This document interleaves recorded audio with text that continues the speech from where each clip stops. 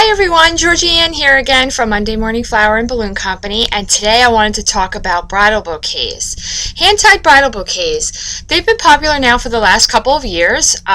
When I say couple, I misspoke. It's like 8 years. Every now and then we do cascades, the old-fashioned traditional cascades, but hand-tied bouquets have been so popular. And one of the things about hand-tied bouquets I think that sometimes throws brides off is how many flowers it takes to actually make one. And it's very common for a bride to go, oh my gosh, my bouquet's $150 or $200, and I'm like, yeah, there's 25 or even 40 flowers, sometimes 50 flowers in there, depending on the flower, and the cost per stem and how big the flower is has a lot to do with how the bouquet is going to come together, how many flowers it's going to take, and what the cost is going to be. So what I wanted to show you one of the bouquets that we're making this weekend. And this bouquet is actually made from what I would consider modest cost flowers. There's one flower in there that can be a little costly, only because it's a small flower and it can be $3 or $4 a stem and it has a very small footprint.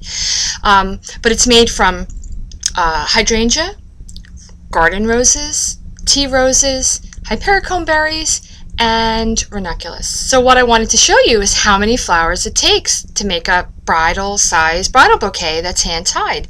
And I want to show you how it is a three-dimensional object.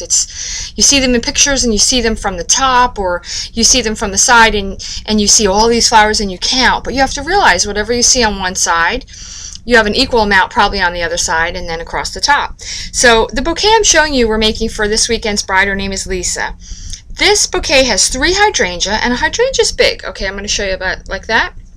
Hydrangea can be big, so 3 of those are what create your footprint of her bouquet. And then the other flowers are dotted in, and the more of the flowers that we dot in other than the hydrangea, the less of the hydrangea you see. So depending on how much hydrangea you want to show, whether you want it to be whatever that hydrangea color is, showing a lot or a lot of the florets showing, then you would do less flowers.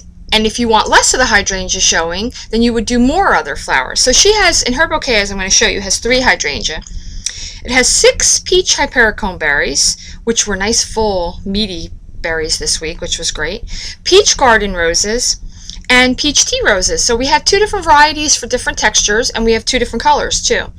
And then there's also cream-colored ranunculus, which is the smaller flower that I mentioned to you that has a higher cost. So I wanted to go ahead and show you her bouquet. It's going to look big, by the way. It's really not that big. I'll stand up and show it to you so you can see. But here's her bouquet. Now this bouquet has 27 stems of flowers in it, but a lot of the bulk of the bouquet is being created, can you see that, from the hydrangea. And the hydrangea is a flower that has like little fingers, and you can tuck other flowers through it. So the hydrangea is making the bulk, and then the texture is being added by dotting in all the other flowers. And it's made in a way so that it doesn't look too symmetrical or too planned, because we want it to be natural. I'm going to stand up and show you how that, it's not really too big.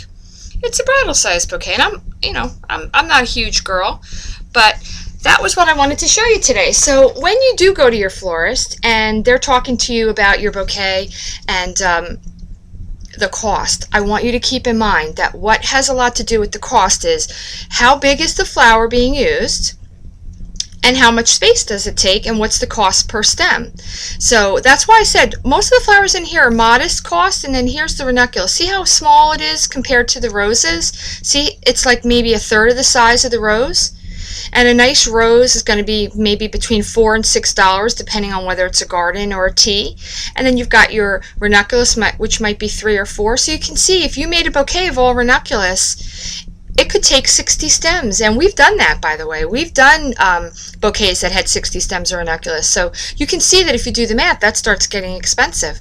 And the hydrangea might cost, depends on what type of hydrangea and where it comes from. This is white South American. Really only has a retail value of $7, $8 a stem. So 3 stems of that, you can see how big it can be. Now if it's Dutch hydrangea, that can cost more, but that is an economical flower which creates a lot of bulk. And in this case, it's helping to give us the pop of the cream that we want, and it's giving us a backdrop for all the other flowers so that there's different textures going on.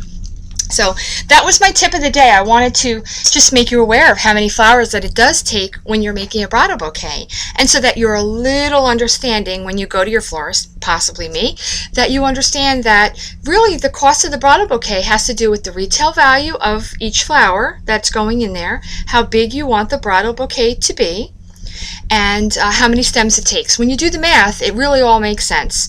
So quickie education on that will usually make you feel more comfortable, and if your florist kind of tells you this is a small flower with a high cost, you can understand why that might make it a premium bouquet or a couture, more expensive bouquet. So that was my tip of the day. Once again, I'm here in the bridal showroom at Monday Morning Flower and Balloon. Don't forget, we have 2 locations, one in the Princeton Forestall Village and one in Yardley, Pennsylvania.